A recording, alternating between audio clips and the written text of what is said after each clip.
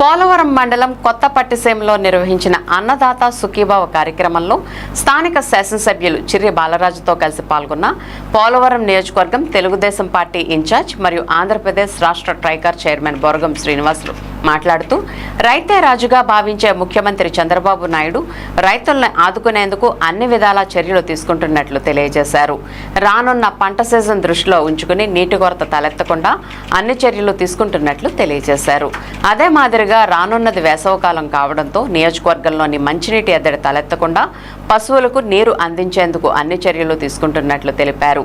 ఈ కార్యక్రమంలో కూటమి నాయకులు, కార్యకర్తలు మరియు రైతు సోదరులు తదితరులు పాల్గొన్నారు.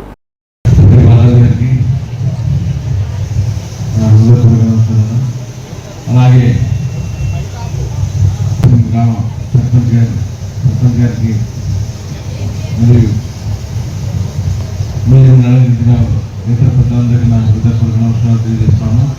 మరి ముఖ్యంగా అందరి కోరిక ఒకటే, కొనుగోలు కేంద్రం మెరుపు దశలో ఉన్నటువంటి మొక్కజొన్నకి కొనుగోలు కేంద్రం ఏర్పాటు చేయాలని చెప్పి అందరికీ కోరిక ఉంది. మన అందరి కోరికను మన ఎమ్మెల్యే గారు తీరుస్తారు, ఖచ్చితంగా తీర్చి అందరి బాధలు కూడా చేస్తారని చెప్పి నేను మనసావాచ కోరుకుంటున్నాను. అలాగే ఈరోజు అన్నదాత సుఖీభావ కార్యక్రమానికి వచ్చినటువంటి మీ రైతు సోదరులందరికీ నా హృదయపూర్వక నమస్కారాలు.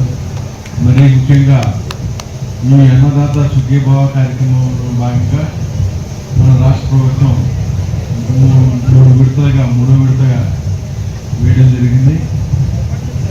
ఈరోజు సాయంత్రం 4 గంటలకి అందరికీ కూడా అందరూ సెలవులో డబ్బులు పడ్డాయని, అందరి అకౌంట్లో డబ్బులు పడ్డాయని చెప్పి ఆనందం వ్యక్తం చేస్తున్నారని నేను ఆశాభావం వ్యక్తం చేస్తున్నాను.